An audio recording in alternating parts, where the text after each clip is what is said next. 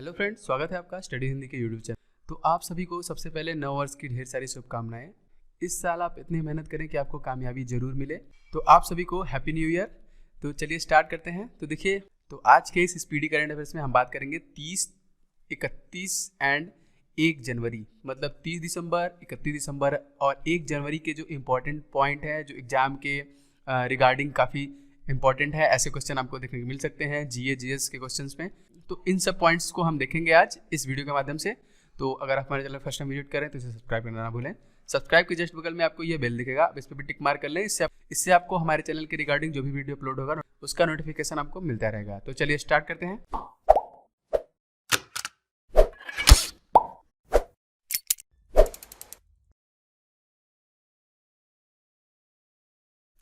तो first point यहाँ पे जो कि 30 दिसंबर से है, 30 दिसंबर के जो इंपॉर्टेंट पॉइंट्स हैं, उसके बाद 31 दिसंबर की बात होगी, उसके बाद 1 जनवरी का जो भी पॉइंट्स है।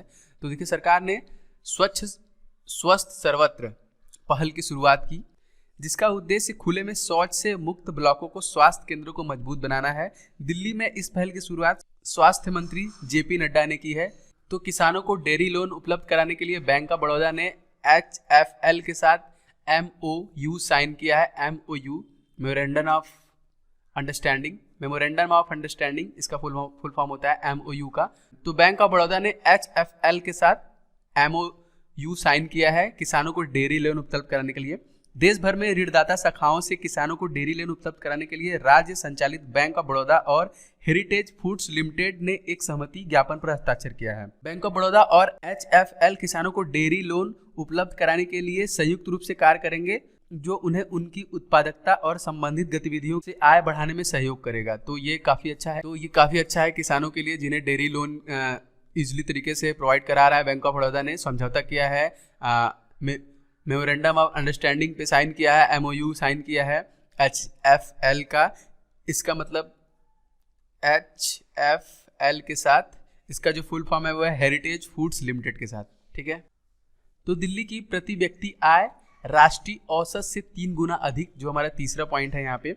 दिल्ली सरकार द्वारा जारी आंकड़ों के मुताबिक वर्ष 2015-16 के दौरान दिल्ली की प्रति व्यक्ति आय सभी राज्यों और केंद्र शासित प्रदेशों में सबसे ज्यादा 2,80,142 रुपए है, जो कि राष्ट्रीय औसत आय से करीब 3 गुना अधिक है। और राष्ट्रीय औसत आय हमारा है 93,293। तो इससे लगभग 3 गुना ज्यादा है दिल्ली की प्रति व्यक्ति आय, जो कि राष्ट्रीय औसत से 3 गुना अधिक है।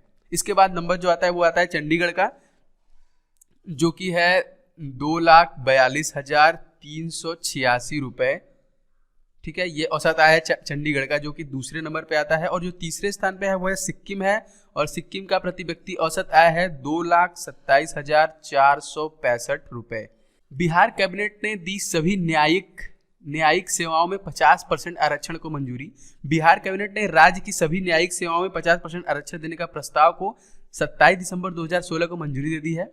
इसके तहत अत्यंत पिछड़ा वर्ग को 21%, जो अत्यंत पिछड़ा वर्ग है उसको 21%, और जो पिछड़ा वर्ग है उसे 12%, और जो अनुसूचित जाति है, अनुसूचित जाति को 16%, और अनुसूचित जनजाति के लिए 1% का आरक्षण होगा। सभी श्रेणियों में महिलाओं के लिए 35% और शारीरिक रूप से अक्षम लोगों के लिए 1% का आरक्षण होगा, और महिलाओं के लिए सभी श्रेणियों में 35% का आरक्षण होगा। ये बिहार कैबिनेट ने फैसला लिया है। 50% आरक्षण को मंजूरी दी है 27 दिसंबर 2016 को। यहाँ पे है हैदराबाद सिकंदराबाद रेलवे स्टेशनों पर मुफ्त वाईफाई की सुविधा शुरू हो गई है।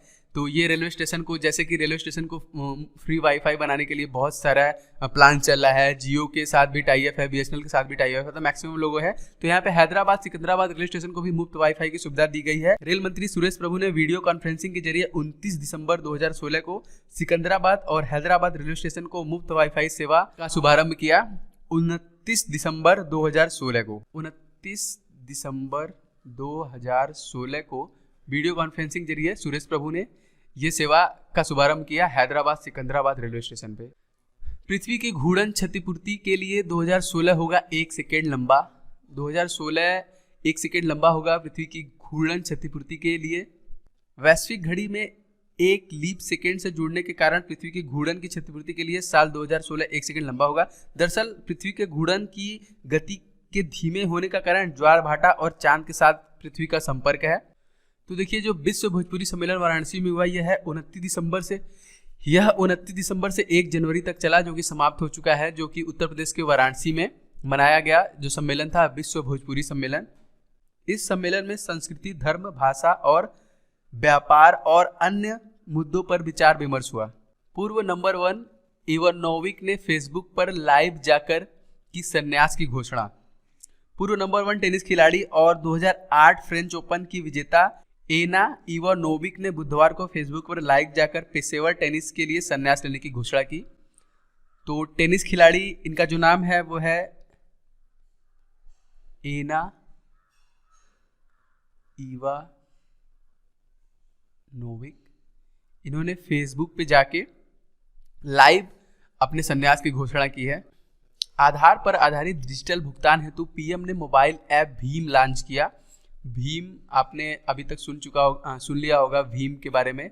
इस तरीके का सिंबल है इसमें भीम का। प्रधानमंत्री नरेंद्र मोदी ने नई दिल्ली के तालकटोरा स्टेडियम में डिजी धन मेला में आधार गेटवे से एक बार बैंक खाता जोड़ने के बाद केवल अंगूठे के प्रिंट से डिजिटल कैश लेन देन के लिए एक mobile app Bharat interface for money Bhim launch किया है।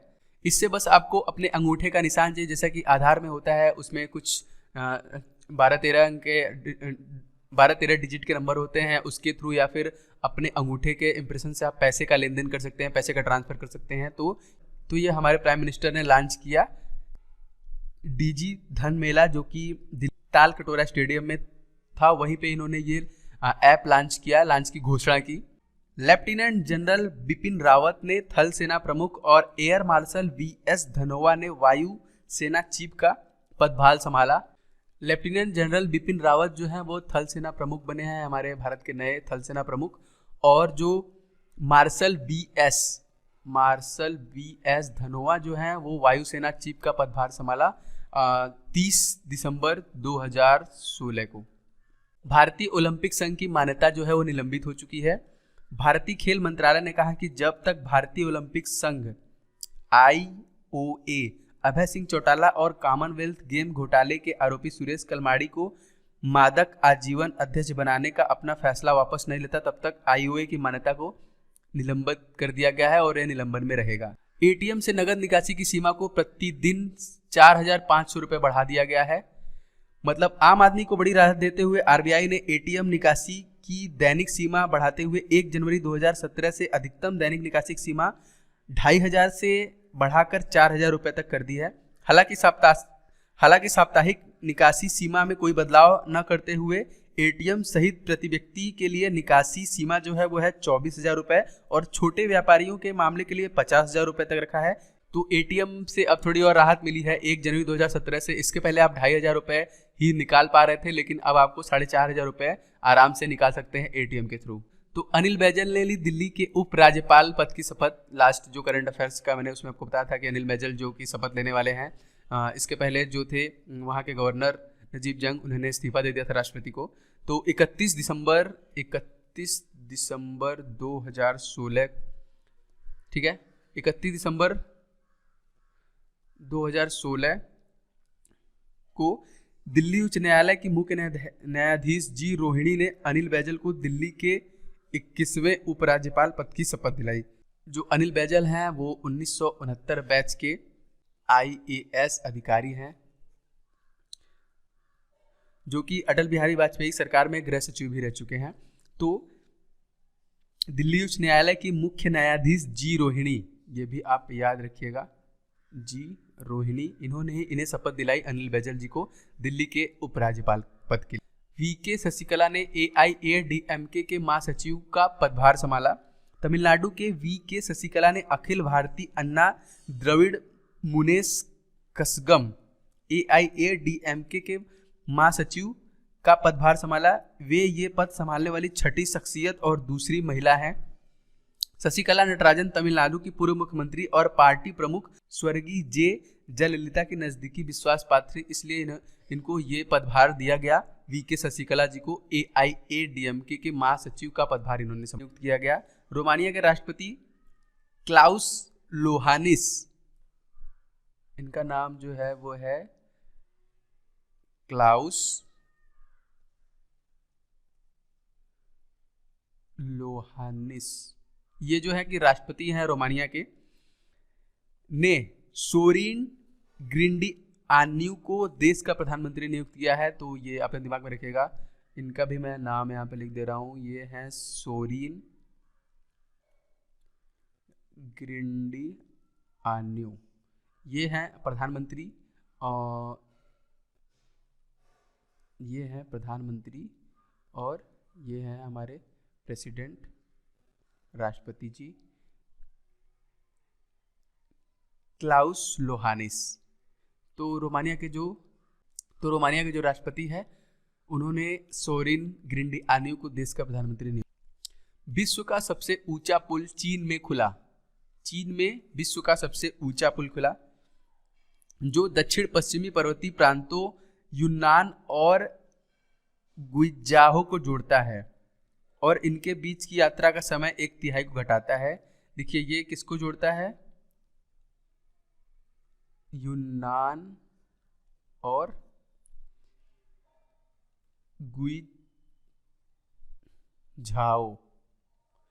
गुइजाओ, इनके बीच का जो सफर था उसको इसने 1/3 कर दिया। तो ये इन्हीं दोनों को जोड़ता है। ये है विश्व का सबसे ऊंचा पुल जो कि चीन में खुला। तो इस पुल का जो नाम है वो है विपेन जियांग, ठीक है, विपेन जियांग, जो कि है 565 मीटर का है और ये जो है इसकी ऊंचाई है 1854 मीटर, इतनी ऊंचाई पे है, इसलिए इसको विश्व का सबसे ऊंचा पुल कहा गया है। लगभग आधे किलोमीटर में है ये। इसका नाम है विपेन जियांग, जो कि विश्व का सबसे ऊंचा पुल है, जो कि चीन में खुला है। और ये दोनों जो जगह है वहाँ पे, उन दोनों के बीच की दूरी का डिस्टेंस उसने 1/3 कम। इंडिया टुडे पोल, विराट कोहली बने इंडिया स्पोर्टमैन 2016। तो इंडिया टुडे द्वारा किए गए एक पोल में भारतीय टेस्ट कप्तान विराट कोहली वर्ष 2016 के सबसे सर्वश्रेष्ठ खिलाड़ी बनकर उभरे हैं। इस पोल में कोहली को 41.18% वोट मिले, जबकि पीवी सिंधु को 31.51% वोट मिले और दूसरे स्थान पर रही पीवी सिंधु। वहीं स्टार ऑलराउंडर रविचंद्रन अश्विन को 13.83% वोट मिले, जो कि तीसरे स्थान पे थे। दूसरे स्थान पे पीवी सिंधु और पहले स्थान पे विराट कोहली थे, इसलिए इनको इंडिया स्पोर्ट पर्सन 2016 चुना गया विराट कोहली को।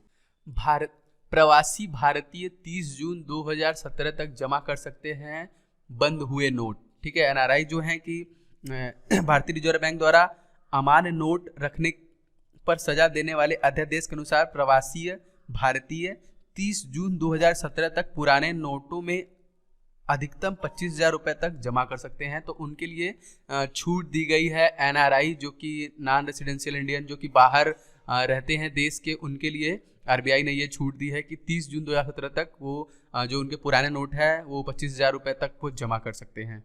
अर्चना निगम को भारतीय सरकार की नई महालेखा नियंत्रक नियुक्त किया गया है। 1981 बैच की ICAS अधिकारी अर्चना निगम 1 जनवरी 2017 से वित्त मंत्रालय में व्यय विभाग में पदभार संभालेंगी। तो ये महालेखा नियंत्रक बनी है अर्चना निगम, जो कि 1981 बैच की ICAS अधिकारी रह चुकी हैं। अर्चना निगम जो कि महालेखा नियंत्रक बनी है भारत सरकार की नई। तो देखिए SBI ने फिर से किसी के साथ करार किया है। देश के सबसे बड़े बैंक भारतीय स्टेट बैंक ने संयुक्त विपणन गतिविधियों को संचालन और रियल एस्टेट सेक्टर को फिर से जीवंत करने की मदद के लिए ऑनलाइन क्लासिफाइड पोर्टल magicbricks.com के साथ गठजोड़ किया है। इसके साथ भी इनका मतलब MOU साइन किया गया है। तो MOU की शुरुआत देने के लिए SBI और मैजिक ब्रिक्स ने सील द डील अभियान शुरू किया है। इसके अंतर्गत SBI और मैजिक ब्रिक्स SBI द्वारा मंजूरी मिल चुके परियोजनाओं के लिए एक मेगा ऑनलाइन प्रॉपर्टी शो की मेजबानी करेंगे।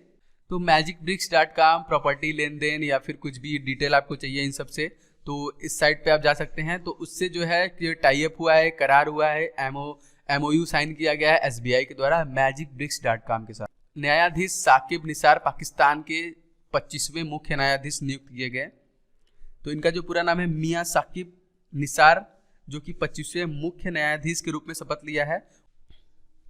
चीन नेपाल के साथ पहली बार करेगा सैन्य अभ्यास। बॉर्डर पे सैन्य अभ्यास के लिए चीन जो है नेपाल के साथ फर्स्ट टाइम सैन्य अभ्यास करेगा।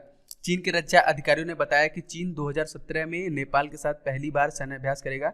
विशेषज्ञों के मुताबिक चीन के इस कदम से भारत को आपत्ति हो सकती है। बतौर मीडिया रिपोर्ट्स, चीन नेपाल में लगातार अपना प्रभाव बढ़ा रहा है। तो यहाँ पे लास्ट 3 दिनों का जो करंट अफेयर्स है वो समाप्त होता है। इंपॉर्टेंट पॉइंट्स जो थे हम आप तक पहुँचा चुके हैं। अगर आपको वीडियो अच्छा लगे तो वीडियो को लाइक जरूर करें। आप इस चैनल पे अगर फर्स्ट टाइम विजिट कर रहे हैं तो इसे सब्सक्राइब कर लें। हम डेली अपडेट आपको पहुँचाते रहेंगे हर माध्यम से। और एक बार फिर से आपको नव वर्ष की ढेर सारी शुभकामनाएं। आपका ये जो नया साल है वो अच्छा बीते, और जितने भी लोग प्रिपरेशन कर रहे हैं गवर्नमेंट जॉब के लिए, मैं तो यही प्रे करूंगा कि उनकी मेहनत कामयाब हो और उन्हें सक्सेस मिले इस साल में। तो चलिए मिलते हैं किसी दूसरे वीडियो में। वीडियो देखने के लिए आपका बहुत बहुत धन्यवाद।